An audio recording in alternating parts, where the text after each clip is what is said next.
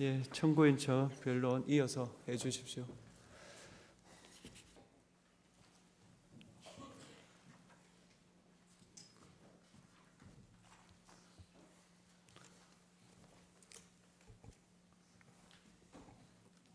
네, 청구인 대리인 장승욱 변호사입니다.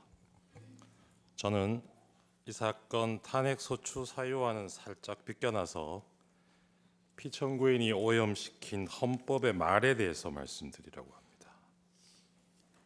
피청구인이 헌법에 대해 언급했던 말을 일별해 보면서 그가 얼마나 왜곡된 헌법 인식을 가지고 있었는가 하는 점을 살펴보겠습니다. 말은 같은 말을 사용하는 언어 공동체의 구성원들이 서로 소통하는 수단이자 생각을 담는 그릇이라고 합니다. 따라서 누군가가 사용하는 말이 그 말하고자 하는 대상을 제대로 담아내지 못하고 엉뚱한 의미로, 심지어 정반대의 의미로 쓰인다면 더 이상 소통은 불가능할 것입니다. 만일 그 누군가가 권력자라면 개인과 개인 사이의 소통 단절에 그치는 것이 아니라 언어 공동체 전체가 큰 혼란을 겪게 될 것입니다. 피청구인은 자신이 당선된 지난 대선 시기에 자주 헌법을 이야기했습니다. 이번 대선은 반헌법적 세력과 헌법 수호 세력의 대결이라고 하면서 이 나라의 헌법을 지켜야겠다는 마음에서 대선에 나왔다라고 했습니다. 자신의 검찰총장 이력을 내세우면서 상식과 공정을 역설하기도 했습니다. 피청구인이 강조한 헌법 수호나 상식, 공정과 같은 말들은 유권자들에게 적지 않은 울림을 주었습니다. 그 결과였는지 피청구인은 대통령에 당선되었습니다. 대통령 취임식에서 피청구인은 나는 헌법을 준수하고로 시작하는 대통령 선서를 하였습니다. 이어진 취임사에서 피청구인은 민주주의 위기의 원인으로 반지성주의를 지목하면서 그 극복 수단으로 합리주의와 지성주의를 말하기도 했습니다. 그러나 피청구인이 얘기한 공정과 상식, 합리주의와 지성주의, 헌법 수호라는 말의 의미가 국민 일반의 보편적인 인식과는 다르다는 것을 확인하는 데에는 그리 오랜 시간이 걸리지 않았습니다. 피청구인이 대통령으로 취임한 지 넉 달쯤 되었을 무렵입니다. 미국 순방 중에 피청구인이 사용한 비속어가 논란이 된 적이 있습니다. 이후 대통령실은 그 논란을 집중 제기했던 특정 언론사 기자의 전용기 탑승을 배제하는 조치를 하였습니다. 이에 대해서 피청구인은 대통령의 헌법 수호 책임의 일환이라면서 부득이한 조치라고 했습니다. 헌법이 보장하는 언론의 자유를 탄압하면서 헌법 수호를 내세운 것입니다. 이후로도 피청구인의 반헌법적인 언사는 지속적으로 반복되었습니다. 2022년 10월경에는 적대적 반국가 세력과는 협치가 불가능하다고 했습니다. 협치의 대상인 야당을 적대적 반국가 세력이라고 규정한 것입니다.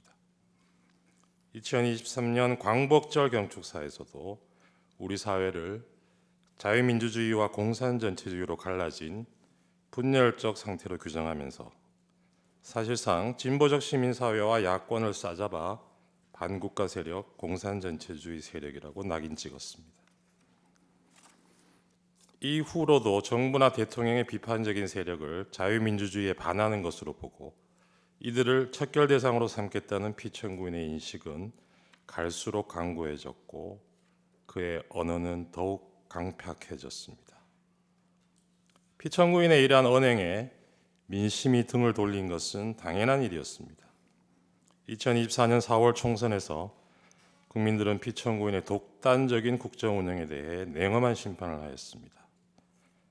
그러나 그러한 총선 결과를 받아들고도 비판 세력에 대한 피청구인의 태도는 달라지지 않았습니다. 오히려 선거 결과를 부정선거의 탓으로 돌리려는 망상을 키워온 것으로 보입니다.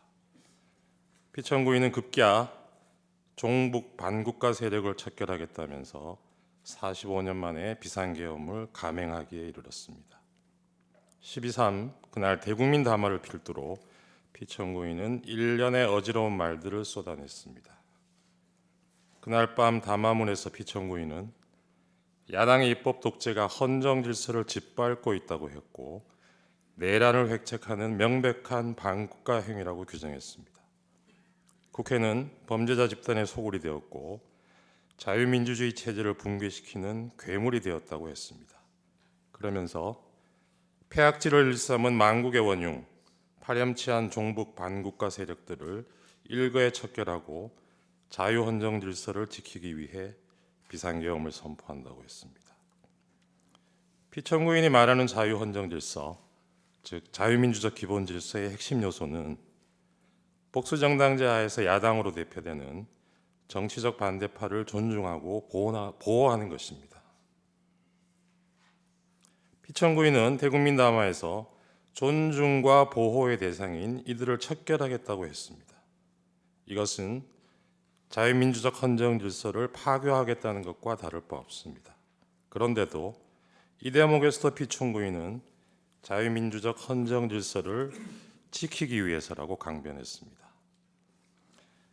자유민주적 기본 질서에 대한 피청구인의 이러한 전도된 헌법 인식은 자신이 검토하였다고 실토한 포고령에도 오롯이 드러나 있습니다. 포고령에는 피청구인을 비판해온 모든 세력들이 망라되어 있고 이들을 영장 없이 체포할 수 있다고 되어 있습니다. 한마디로 비상계엄을 통해 자신에 대한 모든 정치적 반대파들의 입을 틀어막고 손발을 묶으려 한 것입니다. 그러면서 피청구인이 내세운 것은 역시나 자유민주주의의 수호를 위해서라는 것이었습니다. 존경하는 재판관님, 12.3 비상계엄은 1987년 민주화 이후 차근차근 내디뎌 온 민주공화정의 도정을 물어 돌리려는 것이었습니다. 무모하지만 위험천만한 도발이었습니다. 그러나 피청구인이 이 역주행을 기도하면서 간과한 것이 있었습니다. 그것은 바로 우리 국민들이 온몸으로 저항의 민주주의를 지켜내는 과정에서 체득하고 어느새 DNA에까지 각인된 우리가 주권자라는 시민의식이었습니다. 피청구인이 내팽개친 헌법 수호자로서의 책임을 국민들이 자임하고 나섰던 것입니다. 비상계엄 선포 직후 권력자의 헌정 파괴 시도를 저지하기 위해 많은 시민들이 국회로 달려왔습니다. 그 모습은 대한민국의 주권은 국민에게 있고 모든 권력은 국민으로부터 나온다는 헌법 제1조가 현실에서 작동하는 것을 확인시켜주는 감동적인 장면이었습니다. 이날 우리는 살아 숨쉬는 헌법의 실체를 온몸으로 느끼는 실로 역사적인 체험을 한 것입니다. 이러한 경험은 앞으로 설령 독재를 꿈꾸는 또 다른 몽상가의 또 다른 헌법 파괴 시도가 있더라도 그로부터 민주공화국을 지켜내는 원동력이 될 것이라 믿습니다. 탄핵 결정이 나온 후에 우리 사회가 분열과 혼란을 겪을 것이라고 걱정하는 사람들이 적지 않습니다. 그러나 주권자가 헌법을 지켜낸 우리의 경험은 그러한 혼란을 극복하는 과정에서도 많은 지혜를 줄 것입니다. 따라서 그 혼란의 시간은 길지 않을 것입니다. 존경하는 재판관님, 피청구인은 자유민주주의를 무너뜨리는 언동을 하면서 자유민주주의의 수호를 말했습니다. 헌법을 파괴하는 순간에도 헌법 수호를 말했습니다. 이것은 아름다운 헌법의 말, 헌법의 풍경을 오염시킨 것입니다. 제가 좋아하는 노래 가사에 이런 구절이 있습니다. 세상 풍경 중에서 제일 아름다운 풍경, 모든 것들이 제자리로 돌아가는 풍경. 이 노랫말처럼 모든 것들이 제자리로 돌아가고 우리도 하루빨리 평온한 일상으로 돌아갈 수 있기를 소망합니다. 저는 그 첫 단추가 권력자가 오염시킨 헌법의 말들을 그 말들이 가지는 원래의 숭고한 의미로 돌려놓는 데서 시작되어야 한다고 믿습니다. 국민과 함께 이 사건 탄핵 결정문에서 피청구인이 오염시킨 헌법의 말과 헌법의 풍경이 제자리를 찾는 모습을 꼭 보고 싶습니다. 감사합니다.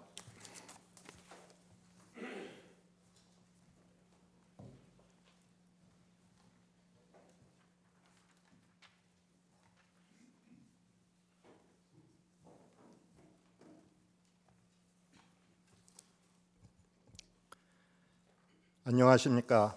청구인 측 대리인 김진환 변호사입니다. 저는 헌법재판소 그리고 2025년 우리 시민들에게 필요한 진실과 용기라는 주제로 말씀드리려고 합니다. 헌법재판소는 대한민국의 헌법 질서를 지키는 최후의 보루입니다. 하지만 권력자나 다른 국가기관을 압도할 수 있는 힘을 갖고 있지 못합니다.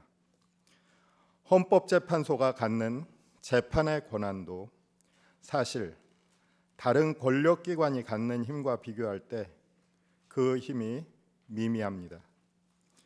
판단하는 힘이라기보다는 오히려 질문하는 힘에 가깝습니다. 헌재가 갖는 유일한 힘은 바로 그 질문하는 힘, 그리고 그 질문이 갖는 설득력입니다. 헌법재판소는 그동안 이런 질문의 힘을 공정하고 정의롭게 사용해 왔습니다. 그 덕분에 우리 사회는 한 걸음 더 성장할 수 있었습니다. 우리의 민주주의가 성숙하게 된 데에 기여한 수많은 요인 중 헌법재판소의 업적을 빼놓을 수는 없습니다. 40년도 되지 않는 길지 않는 역사를 가진 헌법재판소는 대한민국 공동체가 나아가고 민주주의에 대한 신뢰를 굳건히 하는 나침반과 안전판의 역할을 수행해 왔습니다. 무엇보다도 그 전까지 무시되고 배척되었던 힘없는 사람들의 목소리를 존중하고 경청해 왔습니다. 정치 사회 세력이 서로 치열하게 대결하여 어떤 결론도 내리지 못하고 갈등할 때 헌법재판소의 판단으로 평화적으로 처리할 수 있었습니다. 이런 헌법재판소의 성취가 가능하였던 가장 중요한 이유는 우리 국민들이 헌법재판소의 질문과 판단을 신뢰하고 존중하였기 때문입니다.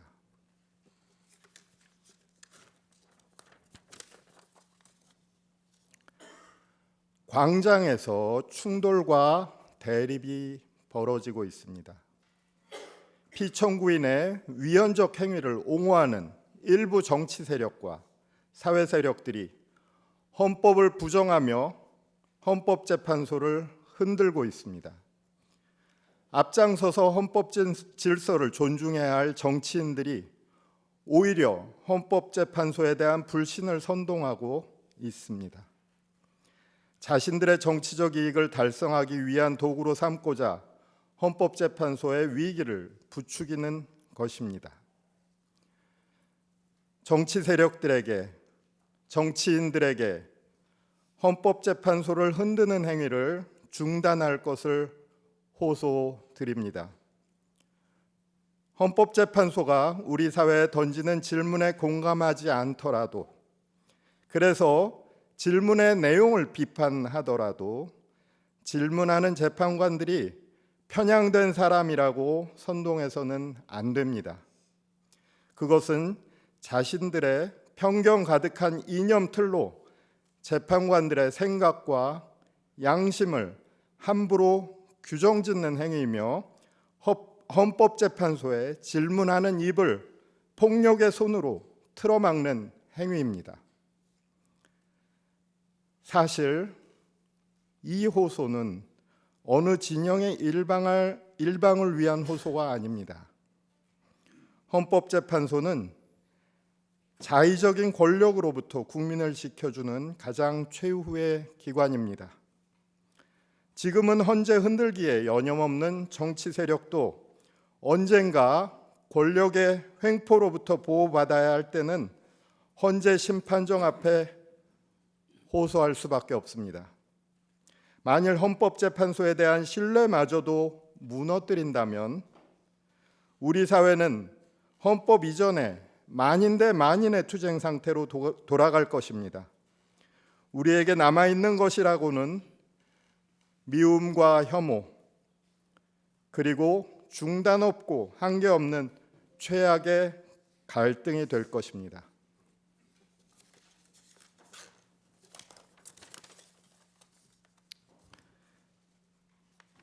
(2025년) 우리에게 필요한 진실과 용기에 관하여 말씀드리겠습니다. 1987년 이후 도도하게 흐르고 있는 대한민국의 민주주의는 우리 역사에 거스를 수 없는 성취입니다. 때로는 민주주의가 흔들리는 순간과 마주하기도 했습니다. 불의한 권력이 법과 정의를 무너뜨리려 했던 순간, 공동체가 분열되고 서로에 대한 신뢰가 흔들렸던 순간, 우리는 무엇을 해야 할지 고민해야 했습니다. 우리 국민들은 그 순간마다 더 나은 대한민국을 만들기 위해서는 더 강한 민주주의가 필요하다는 것을 깨달았고, 진실과 정의를 향한 용기로 그것을 지켜왔습니다. 이제 민주주의와 기본권 보장은 단순한 제도가 아니라 국민들의 보편적 합의이며 그 의미를 내면화한 우리 모두의 가치이고 양심입니다. 그리고 우리는 지금 다시 한번 중요한 선택의 기로에 서 있습니다. 현재 우리에게는 어떤 진실과 용기가 필요할까요? 제가 생각하는 우리에게 필요한 진실과 용기는 이런 것들입니다. 첫째, 있는 그대로의 사실을 직시해야 합니다. 민주주의를 위협하는 행위가 있을 때 우리는 그것을 있는 그대로 바라보고 판단해야 합니다. 진실을 외면하는 순간 무이성과 비합리가 지배하던 시대로 돌아갈 수밖에 없습니다. 이 사건 탄핵 심판 사건의 본질은 다음과 같은 질문을 담고 있습니다. 우리의 민주주의는 최고 권력자가 비상계엄과 군을 동원해서 권력 전체의 사유화를 노리는 행위를 허용하는가? 이 사건의 본질을 바꿔보려고 시도하는 세력들은 주장합니다. 이것은 여당과 야당 간의 권력 투쟁이다. 좌파와 우파의 대결이다. 극한의 투쟁을 벌인 야당을 응징하기 위한 불가피한 조치였을 뿐이다. 하지만 우리 헌법은 정치적 반대파를 제거하기 위해 비상계엄과 군을 동원하는 것을 어떠한 경우에도 허용하고 있지 않습니다. 어떤 거짓 명분과 허위 주장으로 분치를 한다고 해도 민주주의 헌법의 근간을 침해한 행위의 본질이 바뀔 수는 없습니다. 둘째, 우리는 민주주의를 파괴한 자들에게 반드시 책임을 물어야 합니다. 헌법을 보호하고 준수하겠다고 선서한 대통령이 날벼락 같은 비상계엄을 선포해 민주공화국을 해체하려고 했습니다. 언론, 출판, 집회, 결사의 자유를 모두 빼앗는 포고령을 발표했습니다. 군대를 실은 헬리콥터를 국회에 보냈고 계엄 해제 요구 결의 중인 국회의원들을 회의장 밖으로 끌어내라고 명령했습니다. 이런 행위를 한 피청구인에게 책임을 묻지 않을 수는 없습니다. 피청구인을 다시 권자로 돌려보낸다면 나와 우리 가족의 미래는 결코 안전할 수 없습니다. 책임을 묻는 것은 과거 행위에 대한 응보나 복수를 위한 것이 아닙니다. 그것은 우리 모두의 미래를 위한 일입니다. 셋째, 우리는 모두를 서로 신뢰해야 합니다. 불신과 분열은 우리를 가장 쉽게 무너뜨립니다. 우리는 역사 속에서 함께 나아갈 때 더 강해진다는 것을 배웠습니다. 우리를 갈라놓으려는 거짓 선동과 거짓말들을 이겨내고 민주주의를 지키기 위해 손을 잡아야 합니다. 같은 목표를 향해 가는 동료 시민으로서 우리는 다시 협력하고 연결되어야 합니다. 그리고 생각하고 행동해야 합니다. 우리들 자신이 직접 나서지 않는다면 그 어떤 권력도 우리의 자유를 대신 지켜주지 않습니다. 우리가 올바른 질문을 던지고 잘못된 것에 대해서 맞서며 행동할 때 민주주의는 회복될 수 있습니다. 이번 헌법적 위기 상황 속에서 우리가 지켜보아야 했던 가장 안타까운 장면은 경찰과 사법기관을 향해 폭력을 행사하는 일부 젊은이들의 모습이었습니다. 우리는 이들 젊은이들을 비난하는 것에 그쳐서는 안 될 것입니다. 우리 사회의 법과 제도, 현실과 관행이 우리 젊은이들의 꿈을 좌절하도록 만들지는 않았는지, 우리 사회가 그들에게 합당하고 공정한 희망을 나누어 주었던 것인지 돌아보아야 합니다. 민주주의는 단순한 법과 절차로 유지될 수는 없습니다. 구성원 모두가 그 공동체 속에서 희망과 신뢰를 찾을 수 있을 때 지속될 수 있습니다. 2025년 민주주의 위기 속에서 우리는 진지하게 고민해야 할 것입니다. 우리 국민들이 대한민국을 사랑하고 신뢰할 수 있도록 하기 위해서 영화의 제목처럼 한국이 싫어서 한국을 떠나가지 않도록 하기 위해서 우리는 과연 어떤 나라를 만들어야 할 것인가에 관하여서 말입니다. 결론입니다. 우리는 민주주의 헌법의 기초를 다시 세우기 위해 이 사건 탄핵 심판정에 모였습니다. 저희 국회 대리인단 모두는 확신합니다. 헌법재판소 재판부가 조만간 내려주실 판단은 우리의 민주주의를 더욱 강하게 만들 것입니다. 그리고 우리 국민들은 그 판단 속에서 희망을 발견하고 대한민국에 대한 신뢰를 일구어 나갈 수 있을 것입니다. 이제 헌법재판소가 결단해야 할 시간입니다. 우리 대리인단 모두는 숨죽여 헌법재판소의 판단을 기다리겠습니다. 그리고 국민들과 함께 간절한 마음으로 헌법재판소의 정의로운 판단을 기도하고 염원하겠습니다. 감사합니다.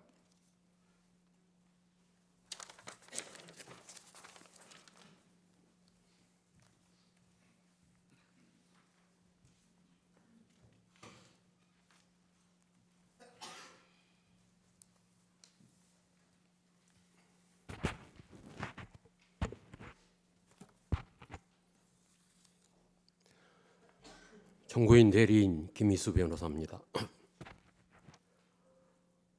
헌법재판소가 힘들고 어려운 여건 속에서 당사자 쌍방의 공평한 기회를 보장하고 법이 정한 절차와 헌법재판소가 확립한 선례에 따라 오늘 2회의 변론 준비 기일과 11회의 변론 기일을 진행해 주신 데 대해 먼저 경의를 표합니다. 이 기회를 통해 국회 소추 대리인단은 피청구인에 대한 파면 사유와 필요성을 충분하게 주장하고 소명 입증할 수 있었습니다. 감사합니다. 오늘 저는 신뢰와 헌법, 신뢰와 대통령에 관하여 말씀드리려고 합니다.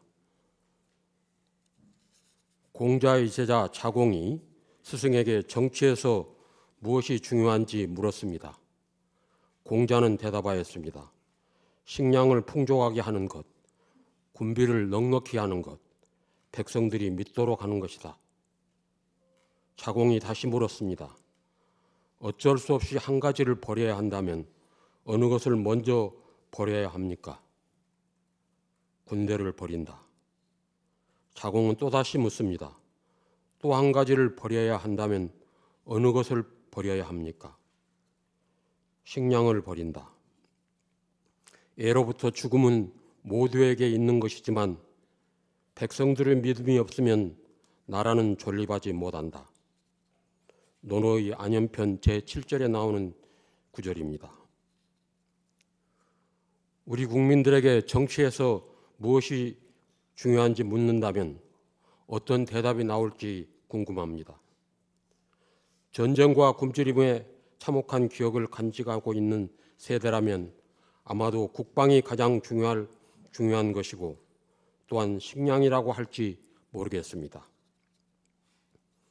그런데 공자가 살았던 BC 5세기 춘추 시대의 말기는 그야말로 굶주림과 전쟁이 끊임없이 이어졌던 시대였습니다. 그 혼란의 시대에서 공자가 통찰한 정치의 근본은 백성의 믿음이 없으면 나라는 설 수 없다는 것이었습니다. 그 통찰은 오늘날의 시대에도 그대로 적용됩니다. 국민의 믿음, 신뢰가 없으면 나라가 설 수 없습니다. 어느 정권이나 실수와 잘못은 있기 마련입니다. 중요한 것은 잘못을 줄이려는 노력, 그리고 실정이 발생했을 때 이를 인정하고 원인을 분석하여 같은 잘못을 되풀이하지 않도록 노력하는 자세입니다. 그러한 태도가 국민의 공감을 불러일으킬 때 신뢰는 유지될 수 있을 것입니다. 피청구인은 실패와 실정을 인정하지 않았습니다. 인정하지 않았으므로 사과도 없었습니다. 모든 잘못을 야당과 전 정권에 대한 책임 전가로 일관하였습니다. 어느덧 피청구인의 주변에서는 아집, 불통, 격노란 말들이 흘러나왔습니다. 특히 그의 인사권 행사는 최악이었습니다. 인권을 보호해야 할 기관에 인권을 가장 무시하는 인물을 임명하였고, 청렴과 국민 권익을 보호해야 할 기관에는 권력을 남용하는 인물을, 권력을 감시해야 할 기관에는 권력에 아부하는 인사를 거리낌 없이 임명하였습니다. 배우자에 대한 의혹은 피청구인이 가장 큰 리스크였다고 할 수 있습니다. 국정에 밀착해 적극 개입한다는 말들이 정권 초부터 지속적으로 나오고 있었습니다. 주가 조작, 명품백 수수 혐의 등에 대해 야당이 제출한 특별검사 법안에 대통령은 거부권을 고집스럽게 행사하였습니다. 최상병 특검법 등 다른 법안들에 대해서도 마찬가지였습니다. 피청구인도 국민으로부터 신뢰와 존경을 얻고 싶었을 것입니다. 그가 자신의 위기를 벗어나기 위해 사용한 것은 국가 긴급권과 국군 통수권이었습니다. 비상계엄이라는 극단적인 수단으로 자신의 정치적 반대자를 척결, 곧 없애버리고자 하였습니다. 주권자를 보호하는 데 사용해야 할 헌법상의 권력을 주권자를 공격하는 도구로 사용했습니다. 그의 비상계엄은 헌법에 명시적으로 규정된 요건과 절차에 전혀 맞지 않았고, 국회의 계엄 해제 의결을 폭력을 써서 저지하려 했으나 노렸던 반전은 일어나지 않았습니다. 계엄 실행 과정이 실패로 돌아가자 피청구인은 심지어 자신의 명령을 수행한 부하들에게조차 신의를 다하지 않았습니다. 자신의 책임을 모면하기 위해 부하들에게 모든 죄책을 떠넘기며 그들의 충성심을 배반하였습니다. 이러한 피청구인이 국민으로부터 신뢰와 존경을 얻으려 했다면 참으로 아이러니한 일입니다. 대통령은 국정 최고 책임자로서 최고의 권력자입니다. 헌법은 대통령이 최고의 권력을 갖고 있기에 그에게 헌법 수호 책임을 부여하고 있습니다. 대통령이 취임식에서 헌법을 준수하겠다는 선서를 하는 순간은 취임식의 하이라이트이며 가장 엄숙한 시간입니다. 헌법을 수호하고 준수하겠다는 것은 국민들과 대통령과의 약속이므로 그 약속을 지키는 것이야말로 국민들로부터 신뢰를 받는 절대적 조건입니다. 피청구인이 위반한 헌법 규정과 원칙들은 민주주의 체제를 지키는 가장 중요한 것입니다. 그러므로 피청구인은 대통령으로서 헌법 수호의 책임을 다하지 못했다는 정도에 그치는 것이 아니라 적극적으로 헌법을 파괴하는 행위로까지 나아간 것입니다. 국민들이 부여한 신뢰를 최악의 방법으로 배신함으로써 민주공화국에 대한 반역 행위를 저지른 것입니다. 공자는 정치에 대한 신뢰가 없으면 나라가 존립하지 못한다고 강조하였습니다. 공자가 말한 정치에 대한 신뢰를 오늘날의 언어로 바꾸어 말한다면 헌법에 대한 신뢰, 민주주의에 대한 신뢰라고 말할 수 있습니다. 민주주의가 보호하는 것들은 특별한 것들이 아닙니다. 상식적이고 평범한 것들입니다. 민주공화국, 인간으로서의 존엄과 가치, 법 앞의 평등, 양심의 자유, 언론 출판의 자유, 집회 결사의 자유, 학문과 예술의 자유, 보통 평등 직접 비밀 선거의 원칙 같은 것들입니다. 헌법에는 민주주의가 보호하는 이런 원칙들, 평범하지만 소중한 권리들이 적혀 있습니다. 이들은 우리 일상에서 상식적이고 평범한 것들이지만 결코 당연한 것은 아니었습니다. 이 평범한 민주주의 가치를 지키기 위해서 많은 사람들이 목숨을 걸어야 했고 피를 흘려야 했습니다. 자신의 삶을 걸고 싸워온 이 가치는 그대로 미래로 이어져 가야 합니다. 역사는 우리에게 경고합니다. 민주주의는 스스로 지키지 않을 때 왜곡되고 훼손되며 결국 무너지고 맙니다. 우리의 평범하고도 소중한 일상을 지키기 위해서 우리는 민주주의자, 곧 깨어있는 민주시민이 되어야 합니다. 작년 12월 3일 피청구인은 비상계엄을 선포함으로써 이 모든 원칙과 권리들을 무너뜨리려고 했습니다. 평화로운 일상이 습격당한 그 순간에 우리는 민주공화국 최고의 권력이 오히려 민주주의와 헌법의 가장 큰 적이 될 수 있음을 확인할 수 있었습니다. 야당을 괴물로 민주주의 적이라고 규정한 피청구인이 스스로가 괴물이고 민주주의 적이라는 정체를 드러내는 것이었습니다. 피청구인 행위는 단지 자신에 대한 신뢰를 추락시킨 것만이 아닙니다.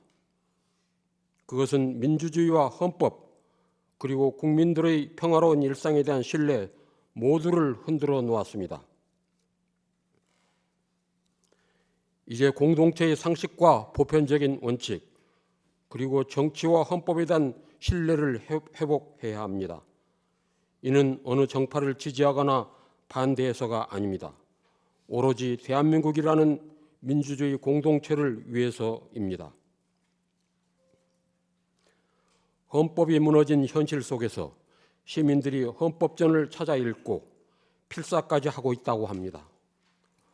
헌법조문을 읽고 필사하며 슬픔과 좌절감을 느끼는 경우도 있지 않을까 걱정스럽기도 합니다.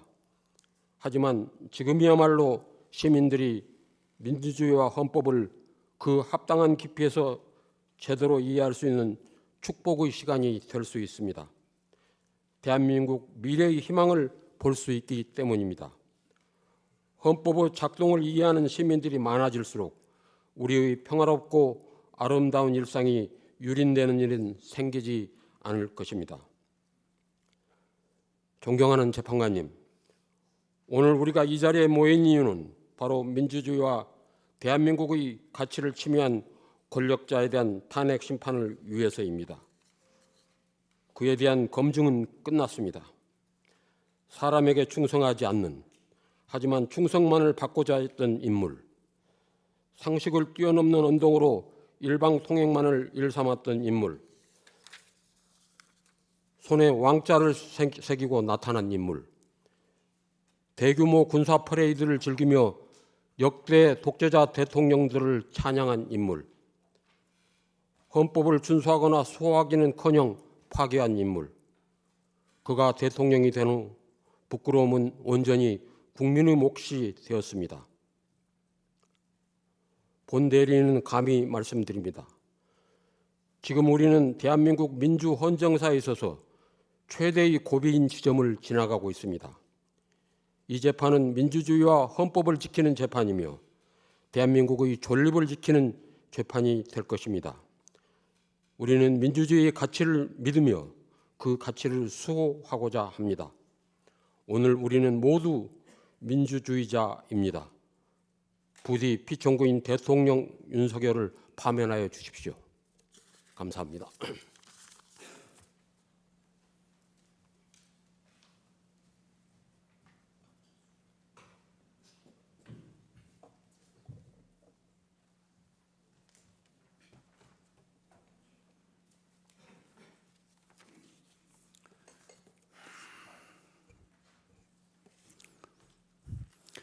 정국인의 대리인 송두환입니다. 존경하는 헌법재판소 재판관님들께 이 탄핵 심판 사건에 관한 저희 소견을 말씀드릴 기회를 가지게 된 것을 큰 영광으로 생각합니다. 먼저 지극히 과중한 부담 속에서도 이 사건의 공정하고 신중한 심리에 매진해 오신 재판관님들께 깊은 경의를 표합니다. 피청구인이 지난해 12월 3일 돌연히 비상계엄을 선포함으로써 대한민국이 극심한 혼란과 갈등 상황에 처한 지 이제 84일이 되었습니다. 이 기간 동안의 일들을 돌아보면 참으로 착잡한 심정을 금할 수 없습니다. 피청구인의 계엄 선포 당일 우리 국민들이 느꼈던 황당함과 놀라움, 충격과 공포, 불안과 분노 등 지금도 그 느낌이 생생합니다. 그런데 그날 이후 이 사태에 대한 조사, 수사, 재판이 진행되는 과정에서 피청구인과 그 주변 일부 인사들이 그 당시 우리 모두 TV 생중계 화면으로 목도한 일들까지 부인하며 상식에 반하는 궤변과 책임 회피의 태도로 일관하고 있는 것을 보면서 우리 국민들은 또 다른 고통을 경험하고 있는 것이 현재의 상황입니다. 피청구인이 이른바 친위 쿠데타의 형태로 내란 행위를 벌인 것에 대해서 그 사실관계를 파악하고 그에 합당한 헌법적 대응을 하고자 하는 것이 바로 이 탄핵 심판입니다. 그런데 피청구인의 일련의 내란 행위, 그 사실관계와 성격은 기실 매우 단순하고 매우 명확합니다. 헌법 제77조 제1항에서 말하는 전시사변 또는 이에 준하는 국가의 비상사태도 아니었고 병력으로서 군사상 필요에 응하거나 공공의 안녕질서를 유지할 필요가 있을 때도 아닌 것이 객관적으로 명백한 상태에서 피청구인이 지극히 주관적인 판단 그리고 도저히 동의할 수 없는 동기와 목적으로 느닷없이 비상계엄을 선포하고 그 과정에서 적법한 국무회의 심의 및 부서 등 절차를 갖추지도 않고 헌법 제77조 제4항에 따라서 지체 없이 국회 통과할 의무도 이행하지 않은 것은 물론 국회의 계엄 해제 요구 의결을 불가능하게 하기 위하여 국회의 활동 등 일체의 정치 활동을 금하는 내용의 계엄 포령을 발령하고 국회의원의 국회 출입 통제 및 체포를 위한 병력을 출동시키는 등 일련의 내란 행위를 함으로써 헌법과 법률을 위배했다는 사실은 이 탄핵 심판 사건에서의 증거조사 그리고 그와 관련된 수사 및 조사 과정에서 이미 명백하게 드러났습니다.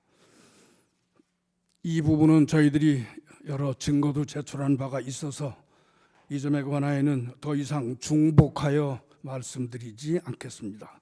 다만 이 사건을 우리가 어떤 시각으로 바라볼 것인지 그 성격을 어떻게 규정해서 어떤 헌법적 대응을 할 것인지에 관한 의견을 말씀드리고자 합니다. 가장 먼저 이와 같은 피청구인의 행위에 있어서 그 위헌 위법의 정도, 위헌 위법의 중대성을 어떻게 평가할 것인지에 관한 것입니다. 이 점과 관련해서는 한 개의 질문 또는 의문이 떠오릅니다. 과연 이 사건에서의 위헌 위법보다 더 중대한 위헌 위법 사유가 과거이든 미래이든 있을 수 있겠는가 하는 것입니다. 2004년 노무현 대통령 탄핵 심판 사건에서의 탄핵 소추 사유는 요컨대 기자회견에서 특정 정당을 지지한 대통령의 발언이 공무원의 정치적 중립 의무에 위반되는지 여부였고 2017년 대통령 박근혜 탄핵 심판 사건에서의 소추 사유는 어떤 특정 민간인의 국정 개입을 허용하고 권한을 남용한 행위가 대통령의 공익 실현 의무에 위배되는지 여부가 그 핵심이었습니다. 그에 비해서 이 사건의 소추 사유는 위헌 위법한 계엄령 선포 그리고 그 전후에 걸친 국회 선관위 침탈, 다수의 정치인, 법조인 등 체포, 구금, 시도 등 내란 행위에 관한 것입니다. 우리 형사법의 전 체계 내에서 가장 중한 법정형이 규정된 범죄가 내란죄라는 점을 굳이 상기하지 않더라도 헌법 법률 위반의 중대성 면에서 이 사건에 있어서의 위헌 위법성보다 더 무겁다고 평가할 사유는 과거에도 또 미래에도 있을 것이라고 상상하기가 어렵습니다. 나아가 대통령의 국법상 지위가 어떠한지 잠시 생각해 보겠습니다. 대통령은 국정의 최고 책임자, 헌법의 수호자이면서 국군 통수권자입니다. 이는 헌법 제66조 및 74조에서 명시하고 있습니다. 따라서 대통령은 이와 같은 엄중한 책무를 수행할 확고한 의사와 능력 그리고 자격을 갖추고 있을 것이 요구됩니다. 그리고 대통령의 어떤 공적인 행위에 대한 평가는 당연히 이러한 국법상 지위와 성격에 비추어서 행해져야 할 것입니다. 그러한 관점에서 이 사건의 경우를 살펴보고자 합니다. 돌아보면 피청구인이 당초에 비상계엄을 선포할 때의 대국민 담화 내용부터 납득하기 어렵고 실은 매우 괴이적었습니다. 그 담화 내용을 보면 국회의 탄핵 남발 그리고 예산 삭감 등으로 국정 운용이 매우 어렵다라고 하는 설명을 하더니 그 어떤 다른 사정의 설명이나 주장도 없이 갑자기 종북 반국가 세력을 일거에 척결하기 위해서 계엄을 선포한다라고 선언을 했습니다. 이 대목은 피청구인이 그와 다른 정치적 견해를 가졌거나 또는 대통령이 국정 운영에 협조하지 않는 자는 그것만으로도 종북 반국가 세력으로 인식하고 있다는 것을 드러내고 있습니다. 한편 피청구인이 말하는 국정 운영의 어려움이라는 사정이 있다면 대통령으로서는 여야의 대립, 갈등, 국회와 정부의 불통 등이 그 원인인지를 살펴본 다음 무엇보다 먼저 국회 또는 여야당 정치 지도자들과의 대면, 대화, 설득, 협상 등 노력을 시도하는 것이 필요할 것입니다. 그리고 이러한 경우의 필요에 대비하여 헌법은 제81조에서 대통령은 국회에 출석하여 발언하거나 서한으로 의견을 표시할 수 있다라는 규정까지 두고 있습니다. 그런데 피청구인은 이러한 노력은 전혀 하지 아니한 채 상대당과의 대화, 대면 등을 완강하게 거부하고 불타협의 자세를 완고히 유지하던 끝에 난데없이 비상계엄을 선포하는 동시에 병력을 국회에 출동시켰던 것입니다. 이는 피청구인이 국정의 최고 책임자 그리고 헌법의 수호자로서의 지위와 책무에 대한 인식을 하지 못하고 있다는 것을 여실히 보여주는 것입니다. 한편 피청구인은 적어도 지난해 봄 이후 정, 관, 군의 측근 인사들과 대화하면서 국정 운영의 어려움을 해소하는 방안으로 비상대권을 여러 차례 운유하였다는 것이 드러나고 있습니다. 이 또한 매우 우려되는 대목입니다. 비상대권이라는 용어는 중세 시대 이후 서구의 이른바 절대왕정 시대 또는 왕조 시대에 존재했던 개념으로 근현대 국민 주권 국가의 헌법에서 엄격한 요건과 절차에 따라 제한적으로 인정되는 국가 긴급권과는 그 발상의 기초가 다른 것입니다. 그리고 피청구인은 실제로 이 사건 비상계엄의 선포 및 일련의 내란 행위를 함에 있어서 헌법과 법률에 정한 실체적 또는 절차적 요건 등을 전혀 괴념하지 않고 함부로 진행한 것으로 드러나고 있는데, 이는 피청구인이 과거 절대왕정 또는 왕조 시대의 비상대권 개념에 함몰되어서 현대 국민주권 국가의 대통령직에는 전혀 맞지 않는 그런 시대착오적 인식을 가지고 있다는 것을 보여주는 것입니다. 이러한 점에서 피청구인은 헌법 수호자로서의 의사와 능력, 자격, 나아가 국군 통수권을 보유하고 행사할 능력과 자격을 갖추었다고 도저히 볼 수 없습니다. 또 한편 피청구인은 비상계엄 선포 당시 최우선적으로 선거관리위원회의 군병력을 출동 침투시켜 제압하고서도 이제 와서는 부정선거 음모론을 믿었던 것은 아니다. 단순히 선거관리 시스템 점검을 하고자 했던 것이다 라고 주장하고 있는데, 그러한 선거관리 시스템의 점검이라면 대통령의 통상적인 행정권한 행사로 충분히 가능한 것이므로 결국 이는 피청구인 스스로 병력을 출동시켜야 할 국가 비상사태는 아니었다라는 것을 자백한 것과 같습니다.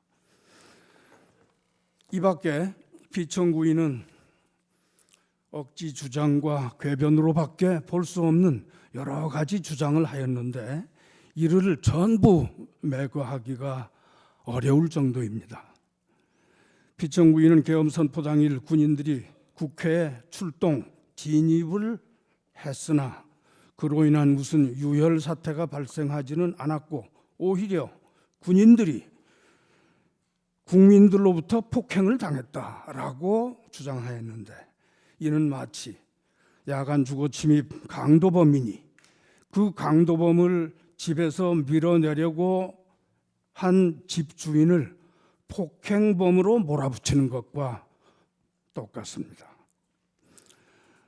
우리 국민들은 만약에 12월 3일 그날 밤 민주시민 의식이 있는 국민들이 즉시 국회 주변으로 달려가 계엄군의 국회 진입을 막아서지 않았더라면 또 현장에 출동한 군인들이 그 제복 속에 소중히 간직하고 있던 민주적 양식과 양심에 따라 피청구인의 불법적 명령에 소극적 저항을 벌이지 아니하였더라면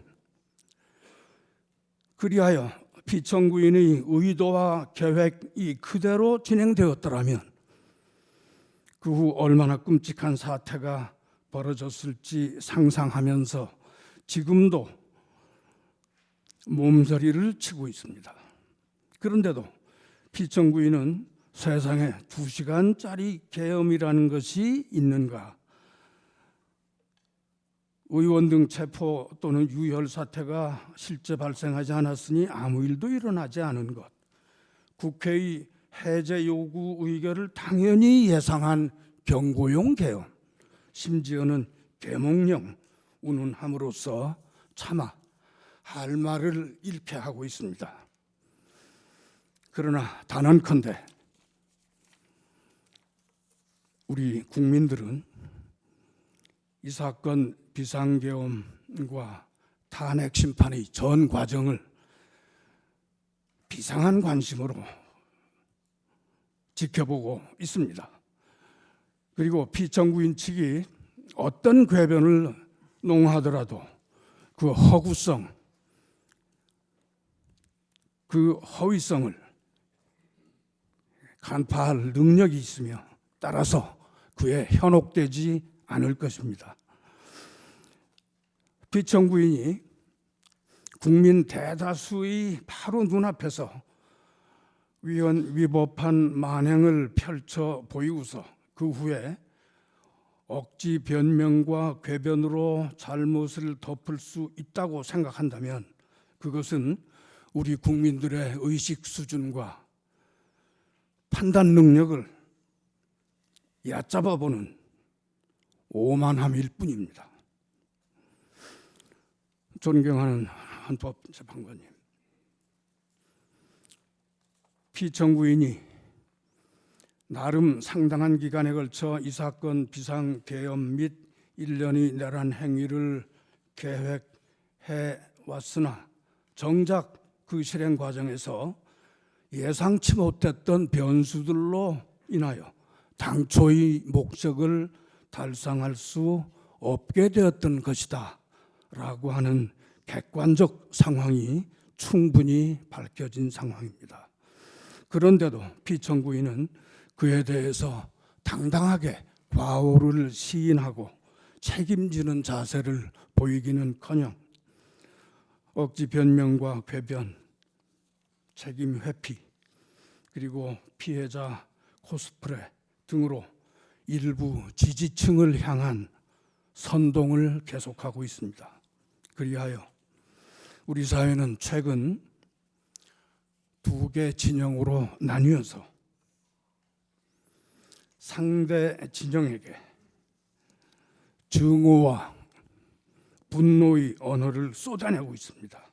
그리고 피청구인은 그러한 혼란 상황을 이용하여 다시 한번 정치적 반대자들을 반국가 세력으로 몰아서 일거에 척결할 기회를 갖고자 골몰하고 있는 것으로 보입니다. 그러나 광인에게 다시 운전대를 맡길 수는 없습니다. 또한 증오와 분노로 이성을 잃은 자에게 다시 흉기를 쥐어줄 수는 없습니다. 헌법 수호자로서의 책무를 망각하고 헌법 규정과 그 정신에 역행하여 헌법과 헌정 질서를 공격하고 그러한 목적으로 국군 병력을 함부로 동원해서 헌법기관과 헌법 체계를 공격함으로써 헌법 수호자 겸 국군 통수권자로서의 능력과 자격이 없음을 스스로 증명한 사람을 대통령직에 복귀하게 할 수는 없습니다. 피청구인의 무모하고 무도한 행위를 그 행위로 인한 헌정 질서의 위기, 그로 인한 현재의 혼란과 갈등, 반목,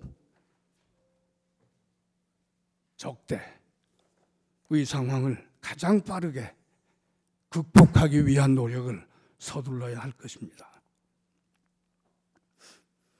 한 걸음 더 나아가서 오늘의 이 탄핵 심판은 단순히 피청구인 한 사람의 대통령직 유지 여부를 가리는데 머무르지 않습니다. 이것은 우리 헌법의 존엄을 지키고 우리 민주주의 가치를 수호하며 입헌민주공화국 대한민국의 헌정질서와 법치주의 장래를 결정짓는 중대한 재판입니다. 우리의 입헌민주주의는 이제까지 여러 차례 위기를 경험한 바 있었으나 그때마다 우리 국민들은 용기와 지혜로 이를 극복해 왔습니다. 우리의 역사는 그 고통스러웠지만 위대했던 그 발걸음을 기록하고 있습니다. 이 사건 탄핵 심판은 우리 국민들이 다시 한번 민주 헌정 질서의 위기를 넘어서 민주주의를 회복하는 역사의 한 장면으로 남을 것입니다. 존경하는 헌법재판관님, 이제 우리 헌법이 그 스스로 헌법 및 헌정 질서의 수호 장치로 마련해 둔 이 탄핵 심판 제도를 통하여 피청구인의 비상계엄 선포와 일련의 내란 행위의 위헌 위법성을 분명하게 공권적으로 확인 선언하고 피청구인을 대통령직에서 확정적으로 배제해야 합니다. 그것이 헌법의 명령, 국민의 명령, 역사의 명령이라고 생각합니다. 존경하는 헌법재판관님, 이러한 점을 고려하셔서 피청구인을 대통령직에서 마땅히 파면하여 주시기 바랍니다.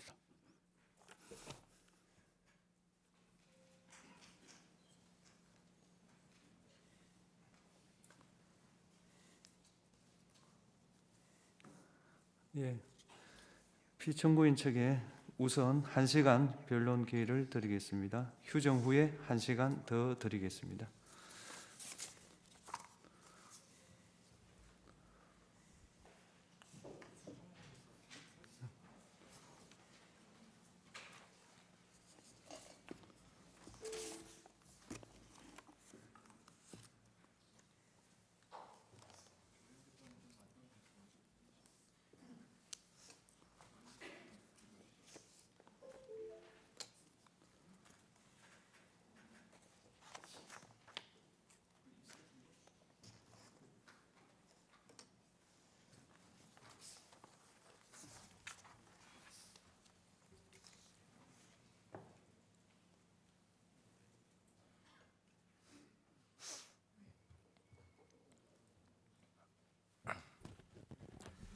네, 이동찬 변호사입니다. 종합 의견을 대리인들이 주제별로 나누어 말씀드리겠습니다. 먼저 비상계엄 선포의 배경,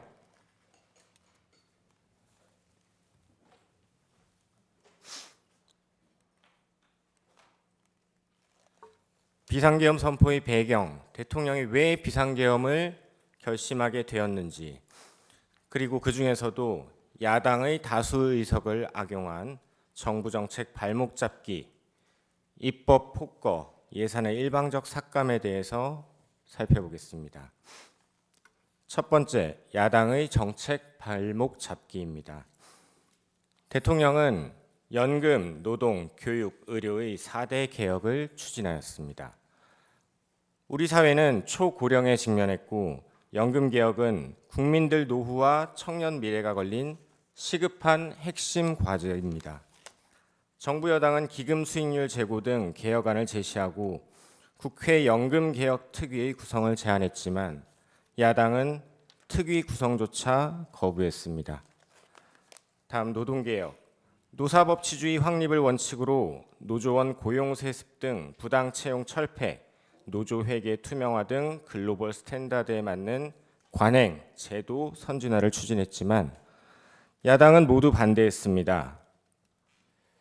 교육 분야에서도 방과 후 돌봄을 통합한 늘봄학교, 교육 격차 해소를 위한 AI 교과서 도입 등을 추진했지만 야당은 여야 합의도 없이 반대 입법만을 민주당 단독으로 강행 통과시켰습니다. 의료개혁. 필수 의료 및 지역 의료 강화의 필요성을 호소하였음에도 야당은 대안 제시도 없이 여야 의정 협의체에 불참하는 등 갈등 양상을 방관하였습니다. 경제 분야에서 경제를 활성화시키고 성장 동력을 확충하기 위해 반도체 산업 지원 강화를 위한 특별법, 기업 밸류업 프로그램, 산업은행 부산 이전, 중대재해처벌법 실효성 강화 등에 필요한 정책 입법들을 추진했지만 모두 야당의 반대로 무산됐습니다. 민생 분야에서는 과도한 국민 부담을 완화하기 위한 상속증여세법 개정, 각종 부담금 폐지 등 민생 법안들을 추진했지만 역시 모두 야당의 반대로 무산되었습니다. 그리고 첨단 전략 산업의 에너지 수급, 전력망 확충을 위해 반드시 필요한 첨단 에너지 3법 역시 추진했지만 야당의 반대에 가로막혔습니다. 중국 등 외국인의 간첩 행위를 처벌하기 위한 형법 개정을 추진했지만 이마저도 반대했습니다. 지방 소멸의 위기를 극복하고 지역 과학기술 산업의 발전을 통한 지역 경쟁력 강화를 추진했지만 모두 야당의 반대로 무산됐고 저출생 위기를 맞아 인구 전략기획부를 수립하고 신설하고 아이돌봄 지원을 확대하고자 했지만 역시 야당의 반대로 무산됐습니다. 다음 입법 폭거입니다. 법률 제정과 예산안 심의에 관한 권한은 국회에 있고 국회의 의사는 다수결에 따라 결정됩니다. 하지만 국회의 입법, 예산에 관한 이러한 권한에도 한계가 있습니다. 그것은 다름 아닌 헌법입니다. 즉, 국회의 법률 제정, 예산안 심의는 국민 주권주의와 기본권 보장, 즉 헌법이 보장하는 국민의 기본권을 침해하는 법률을 제정할 수 없고 법치주의, 법률은 헌법에 따라야 하며 권력 분립, 입법권으로 행정권, 사법권을 침해할 수 없습니다. 그리고 이 모든 헌법상의 원칙들은 단 하나를 위해 존재합니다. 바로 국민입니다. 입법, 예산 등 국회의 모든 활동은 국민 이익을 위해 이루어져야 하고 국민 이익에 반해서는 안 된다는 것입니다. 구체적으로 민주당이 어떻게 국민 이익에 반하는 입법, 예산을 자행했는지 살펴보겠습니다. 먼저 입법 폭거입니다. 야당은 22대 국회가 개원하자마자 2주 만에 이재명 대표를 지키기 위해 검찰과 사법부를 압박하는 셀프 방탄 보복법들을 통과시켰습니다. 그 밖에도 이재명 대표에 대해 이미 진행되고 있는 수사를 방해하는 특검법들, 도대체 누구를 위한 법들인지 하나라도 우리 국민들을 위한 법이라고 말할 수 있을지 모르겠습니다. 5천만 대한민국 국민 중 단 한 사람을 위한 법들이었습니다. 그뿐만이 아닙니다. 시장경제 질서를 무너뜨리고 노사 간 갈등을 격화시키고 노조로 방송을 장악하는 법들, 1인당 25만 원씩 퍼주겠다는 대표적인 포퓰리즘법, 자금 세탁을 조장하고 정부 예산은 발목 잡고 중국의 기술을 팔아넘기는 이 법들, 모두 그 위헌성이 크고 국익을 침해하는 법들임에도 야당은 계속 반복적으로 통과시켰습니다. 이에 대통령뿐만 아니라 한덕수 국무총리, 최상목 권한대행조차 거부할 수밖에 없었습니다. 다음 예산의 일방적 삭감에 대해 말씀드리겠습니다. 예산은 우리 국민들이 피땀으로 만든 돈입니다. 현재를 살아가는 우리 국민들, 우리 경제, 어려운 이웃, 대한민국의 미래, 우리 아이들을 위해 쓰여져야 합니다. 이와 같이 귀중한 예산을 우리 국민들을 위해 잘 쓰기 위해 대통령은 전국을 발로 뛰며 정책을 개발하고 그것으로 정부 편성 예산안이 마련되었습니다. 헌법 제54조에 따르면 예산안의 심의 확정권은 국회에 있지만 예산 편성권은 정부에 있습니다. 따라서 야당이 다수 의석을 악용하여 정부 여당과의 협의 없이 일방적으로 예산을 삭감, 단독 처리하는 것은 정부의 예산 편성권을 사실상 박탈하는 것이나 다름없습니다. 그런데 야당은 지난 12월 1일 정부의 핵심 예산을 4조 1천억 원 삭감, 단독 처리하였습니다. 헌정사상 초유의 일이었고 삭감한 예산들의 면면을 보면 경악을 금할 수 없습니다. 수사기관들이 수사에 필요한 예산을 전액 삭감하여 사회 안전을 위태롭게 했습니다. 중국과 북한으로부터 밀반입되어 학원가까지 퍼진 마약 수사를 어렵게 했습니다. 법무부, 감사원까지 보복성으로 예산을 대폭 삭감했습니다. 대통령 체포구속에 조직의 명운을 걸고 범죄까지 저질렀던 공수처의 예산은 증액해 주었고 최근에는 민주당 의원이 공수처의 조직과 예산을 대폭 늘려주는 법안을 제출하기도 했습니다. 북한의 핵과 미사일, 대량 살상 무기에 대응하는 핵심 국방 예산을 사실상 전액 삭감하여 안보를 위기에 빠뜨렸습니다. 이는 우리 국민의 생명, 나아가 국가의 존립을 위태롭게 하는 이적 행위나 다름없습니다. 대왕고래 프로젝트 예산 사실상 전액 삭감, 산유국의 꿈이 물거품이 될 위기에 놓였습니다. 우리는 세계가 인정하는 원전 강국이고 원전 기술은 우리의 미래 먹거리 중 하나입니다. 그럼에도 불구하고 원전 수출의 필수적인 신기술 R&D 예산 90%를 삭감했습니다. 현재 세계 원전 시장의 70%는 중국과 러시아가 장악하고 있습니다.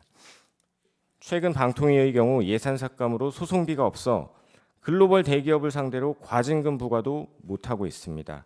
유류비가 없어 차량 운행을 못하고 운영비도 없어 방문객에게 차 한 잔 못 내주고 있다고 합니다.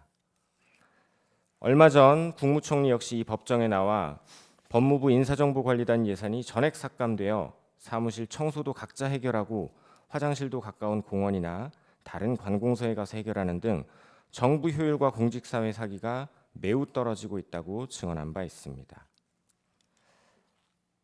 검찰 특활비를 전액 삭감하는 바람에 수사관들은 사비, 상금까지 털어 마약 수사를 하고 있다고 합니다. 이와 같이 무분별한 예산 삭감은 이미 현실로 다가와 부처별 업무 그리고 나아가 국정 운영에 심각한 문제들을 야기하고 있는 것입니다. 야당은 대통령 당선 후 취임 전부터 이미 대통령 탄핵을 추진해 왔습니다. 온갖 이재명 방탄법, 보복법, 위헌입법들을 자행하고 줄탄핵으로 일할 사람 모두 집에 보내고 대통령과 정부 여당이 추진하는 정책은 모조리 발목 잡고 예산은 일방적으로 삭감했습니다.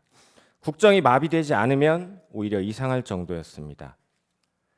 홍장원의 수상한 메모나 곽종근의 오염된 진술, 병실 베드에 누워있는 조지호에 대한 수십 시간의 조사, 어쩌면 이런 것 따위는 필요 없었는지도 모르겠습니다.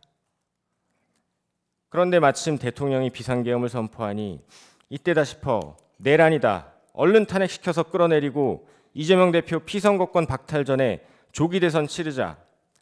이것이 현재 국회에서 절대 다수상을 차지하고 있는 민주당의 민낯입니다. 칸트는 모든 인간은 목적에 따라 행동한다고 했습니다. 야당의 입법, 예산과 관련된 일련의 폐악 행위에는 세 가지의 일관된 목적성을 발견할 수 있습니다. 첫째, 우리 국익을 침해한다는 점입니다. 민생 경제가 활성화되고 우리 기업들 사업 잘 되고 일자리 늘어나고 국익이 신장되면 대통령이 국정 운영을 못한다고 할 수 없을 테니 말입니다. 둘째, 반대로 우리 안보를 위협하고 우리 아이들에게 마약 팔고 우리 기술 탈취해가는 중국, 북한의 이익에 부합하는 일들이었습니다. 간첩들에 대해서는 수사조차 어렵게 하고 야당 대표는 유엔 안보리 제재를 위반하여 수백만 달러를 북한에 송금하기도 했습니다. 그리고 셋째, 국정 운영 마비시켜놓고 대통령을 빨리 야당 대표의 피선거권 박탈 전에 탄핵해서 끌어내리려는 목적에 부합하는 행동들이었습니다. 야당이 했던 예산, 입법, 탄핵 하나하나 국익에 반하는 것들 해놓고 그것이 진정 국민들을 위한 것이었다고 말할 수 있을지 모르겠습니다. 민주주의 다수결을 빙자한 민주주의 파괴, 야당의 입법 독재로 인한 권력 분립의 파괴, 이적 행위였습니다.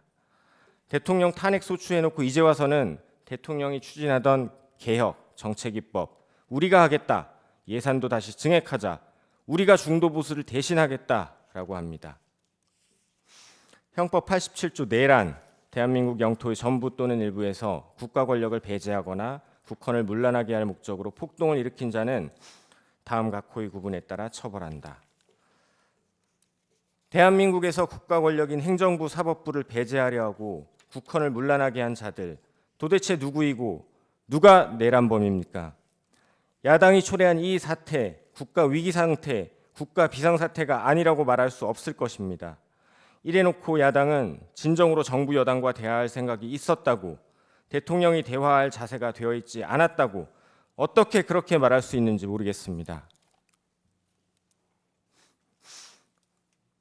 12월 3일 밤 국무총리, 국무위원들은 정무적 부담, 경제, 외교에 미칠 영향을 우려하고 걱정하고 반대하고 또 일부는 침묵했습니다. 하지만 그 누구도 다른 해법으로 대통령을 설득하지 못했습니다. 헌법 제66조 제2항 대통령은 국가의 독립, 영토의 보전, 국가의 계속성과 헌법을 수호할 책무를 진다. 대통령이 비상계엄을 결심한 이유입니다.